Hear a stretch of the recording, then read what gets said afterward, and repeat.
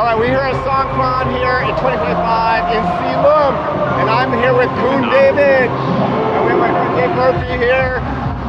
Koon David is, we met him through YouTube.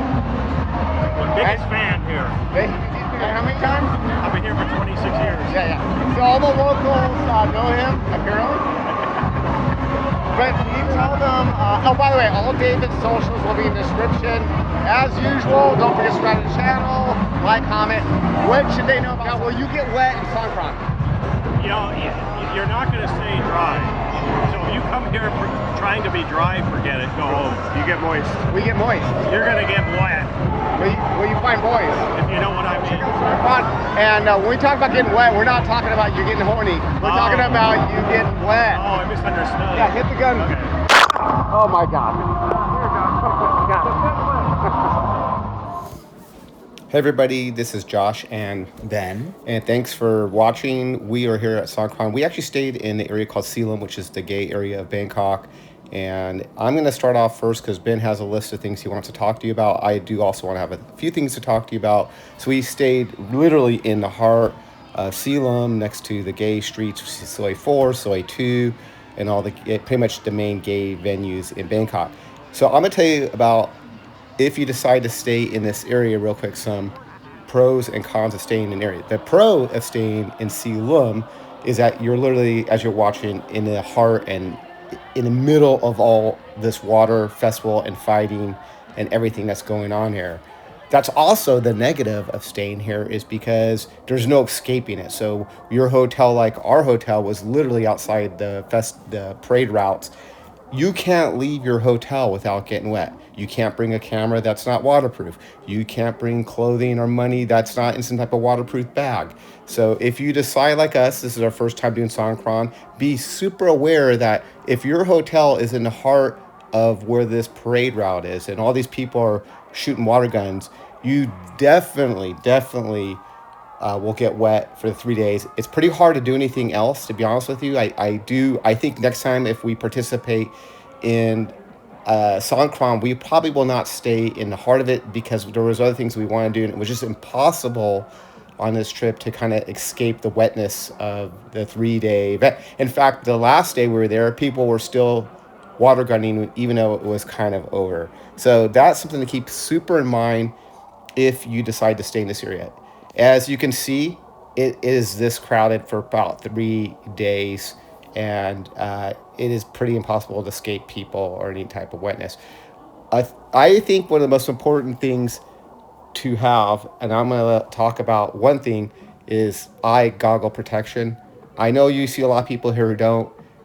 Ben lost his protection eyeglasses. He doesn't wear them. He got lucky. But I will tell you that if you come to this and you're going to water gun fight, some of these people's guns are quite powerful, and you definitely want to protect your eyes. I got squirted once in the face, and I know if I didn't have my protective eye goggles on, that it probably would have hurt or caused my eye to be in some pain. It was accidental. Nobody's trying to hurt anybody, but it's water guns. It's super high pressure, and you have to protect yourself. Some people wear earplugs. That's optional, but the eyes are definitely something I would definitely pick up some protective eyewear if I were you, and especially if you're planning on being in this for 3 days. The other thing I want to tell you, that if you get in this parade route, it's crowded. It's a very long walk to each side, so you'll be stuck in this parade route. Oh yeah, that's another positive. When you stay in the area, if you wanted to escape this, you could easily access your hotel room, use the bathroom, change, get drinks at your own place, and then come back out. That is the super positive thing. I'm going to take a break here and let Ben start off with his list. Okay, so my list, I have a list of things to bring with you. I would say Speedo. I would use a Speedo as underwear, because you will get soaked if you're wearing anything cotton-based. It will get very heavy, very wet, very cold. My second thing is a light floral tank. It's a Thai tradition to wear a floral shirt for Songkran. You'll see people with floral shirts all over the place. I would wear nylon or polyester. Don't wear cotton. As I said, cotton will make you feel very heavy, very cold, very wet. While we were in Silom, I didn't have the need to wear sunblock, but if you do leave Silom, I would wear sunblock for sure. The only reason why in Silom you don't really need sunblock is because there's so many skyscrapers around this. There was no direct sunlight. And lastly, for things to bring, I wrote coin money. Oh, can I interject real quick? There's other places Songkran. We only went to Silom because we want to experience the gay Songkran. There's Salcon Road. There's so many other places that this is going on in Bangkok. We just shown you one of them. Yeah, and every year I'm sure it will be different. So I would just do your research to see where the government has all their festivities. This year it was at Suan Lumpini. Oh no, not Suan Lumpini, Senam Ruang, which is by the Grand Palace. They had a whole like campus of activities for people to do. We just didn't go to that because it was quite far from Silom. But the last thing I was talking about was bringing coin money. I would bring coin money just because if you want to refill your water gun, they do sell water for you. It's between 5 to 20 baht. If you have coin money, it's just easier to handle. Do you want to hit the next thing, or you want me to keep Sure. going? I'm going to add something else that was a good tip that we got from Kun David. And I didn't really think about it, but if you have cuts on your feet or some type of like open wounds, and you dip there's quite some of the ground could be quite flooded with water, and you might put your foot under that water. It's probably a really good idea when you get back to your hotel room to soap and wash your feet immediately, or have some type of antibacterial, just because you're talking about dirty water that's been in the streets there. So definitely just be cognizant if you have any open wounds or cuts to clean them off after you're done with the festivity. Yeah, there's also antibacterial medical grade soap that you can buy in the States or at your nearest pharmacy in Thailand that I would use. You want me to move on to the next subject? Sure, go ahead. All right. So things to buy. Things to buy in Thailand would be a waterproof bag, a water gun, and a waterproof bag for your phone. I wouldn't bring these with you as they're quite cheap in Thailand. Yeah, in fact, the waterproof foam bag was less than $1.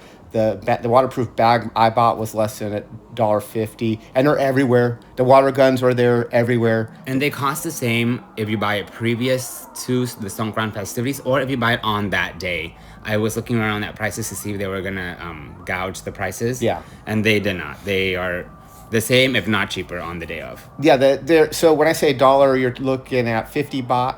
If your water guns range from anywhere from 100 baht to 300 baht. If they're charging you more than 300 baht You or better get it. 500 baht, I would not get it for more than 500 baht. You better have a big gun for 500 baht. Yeah. So those were the things I would buy in Thailand for Oh. sure. Okay, go ahead. And another pro tip, if you do happen to stay in Silom, you want to go enjoy other places, just wake up early because these festivities don't really happen until around noon is when people really come out and start squirting. And this year they closed the street around 1 p.m. every day. So if you want to go somewhere else, just wake up really early and pack a waterproof bag. Yeah, and then for footwear, I wear flip-flops. We had a combination of flip-flops and like water, kind of hiking water shoes. I think if you're on the street, it's fine. Just make sure you bring shoes that you don't carry that get wet, that probably can dry pretty quickly if you air them out. I brought my Velcro, like zip shoes, whatever you want to call them, because they hold your feet down. There were a lot of instances where people had just regular flip-flops and it is really wet. So there's a chance that they will slip up your ankle. I saw a lot of news articles of that with foreigners like needing locals to come help them because it was like stopping their circulation because it slipped up their foot. So yeah. So should we move on to the next subject? Yeah, so one of the things that's really nice about this is there's a lot of our events that we didn't do the G Circuit event. We essentially did DJ Station and the Soy 4th Street. We're actually going to make a video specifically about bottle service. I kept the bottle service tickets so we're going to create a whole separate video for you about bottle service because that seems to be a big question that people really want to hear more about and understand how it works. And all the bars have a different type of bottle service, but we're specifically going to talk about the DJ Station's bottle service. So there's other venues, but when you go into those venues, there's no water guns allowed in. The only place that really is allowing it is as you're seeing here on this video that we're shooting.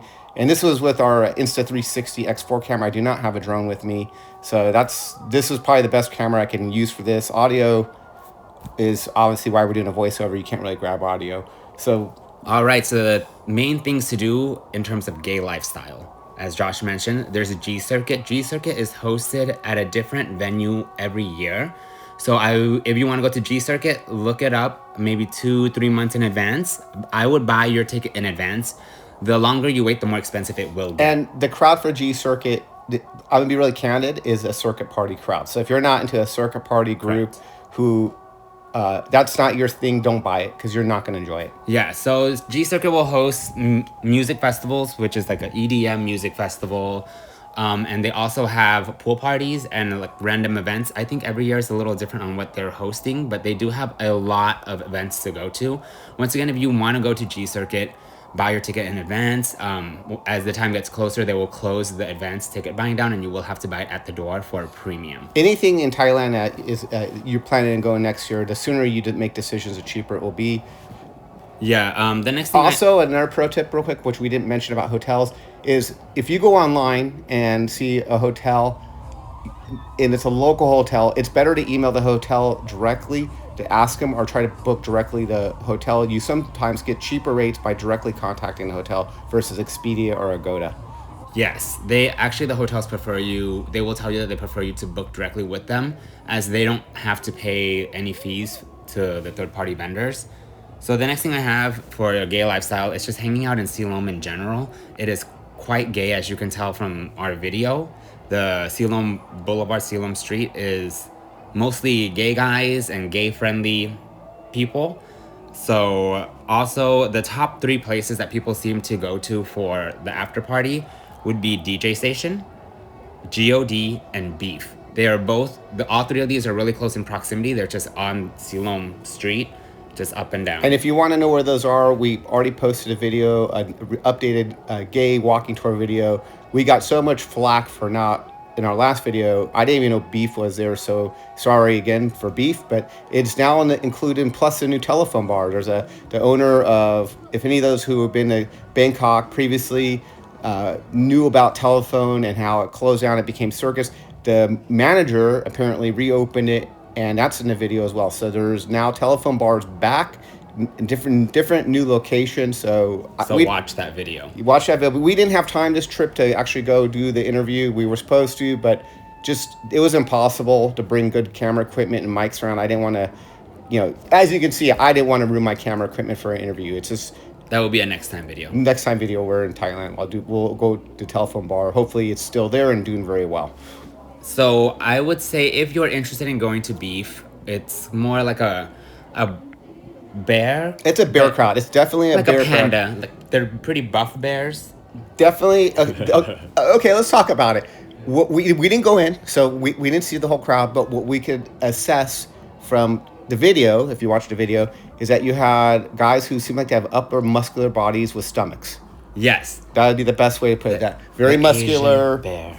Very big arms and chests that look like they lift weights, but then they had the American belly. Yes, the Asian bear. But I would definitely watch our video on how to get to Beef, because it is not as easy to get to Beef as it is to go to DJ Station or to go to G.O.D, as DJ Station and G.O.D are ground level.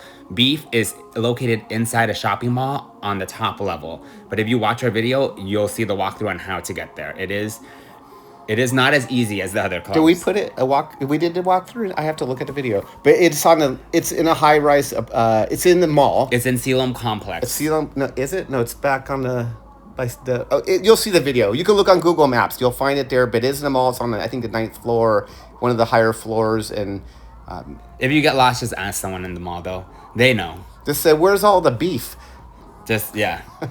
Also, the last thing I have for things to do in terms of gay lifestyle is just hanging out at Soi 4. We were really lucky. Our hotel was on the corner of Soi 4, so it was really easy to get there. It was on the same side of the street. We didn't have to jaywalk. So the reason why I say to go to Soi 4 is because it's a nice little break from the chaos. They don't allow people to bring filled water guns. You can bring your water gun, they'll make you dump the water out, so you won't get shot in Soi 4. You could just sit down, drink, not worry about someone coming up to you and splashing you. So another good tip is, you can buy them there. You can bring them with you, Ziploc bags, so that you can put some of your things in Ziploc, dry money, things that you can take out once you get into the search. You don't have to buy the waterproof. I mean, I definitely recommend buying the waterproof bag there because it's a nice pouch, but you can bring Ziploc bags, put your money in, that way it's dry. And yeah, this is kind of what you can experience here. You can see here's our hotel we stayed at. Said they blocked it off, and you really can't get in there. It's once you get in there, it's kind of that's it. I think most hotels do that. So if you do stay on Silom Road, just ask your hotel if they're gonna block it off and have stuff for you to do in their little alleyway. Because it was quite fun. Our hotel served alcohol. They served food. They served beverages. They had a little mini pool for you to fill up your water gun for free, etc. All right, I think that's all we need. Nope, it's not all we need yet. You know what I forgot to tell them is make sure that if you are not going to use laundry service, or that you bring some bags to put your wet clothing in case it doesn't dry off, so your luggage is not stinking, because it's possible that you'll have a very smelly clothing when you get home. It's really important if you're not going to pay for laundry service. Or get a room that has a laundry machine, which is what we did. Yeah, we got a room with a laundry machine in the room just because we knew we were going to have to dry. Laundry service in Thailand is quite cheap, so yes, if you at least have an extra day, you can go put your stuff to a laundromat yourself, or you can have somebody else do it. I definitely don't recommend having a hotel do it because they'll charge you up the yin-yang. But yes, don't have your hotel do it. If you want recommendations on laundry services, comment down below and we will let you know what we used before. Ben, I'm going to assign you that if we get those comments. Yes. Also, Thailand is very accommodating. So if you go do laundry service, you could just have them deliver it to your hotel. You don't need to go back and grab it. Yeah, you'll pay a little extra charge, but if you don't want to deal with it, you just tell them where to deliver it and they'll charge you a convenience fee. The extra charge we paid was 100 baht, so it's cheap. All right, I think that's enough of our voiceover, and here is the final goodbye. All right, so we just walked the whole Silom Road back and forth. It was a long video, but this is what it's like. If you come to Silom, you'll see weirdos like me, like Kung David, like Ben, like this other Vic here. Very strange, very strange. Hi. Anyways, thanks for watching the video. Don't forget to subscribe to the channel. We are ending here at Silom Soi 4, where the balcony, stranger, circus, banana. If you want to see banana, come to banana room. You'll see a real banana. Gosh, why are you so sweaty? I'm so wet. Bye, guys.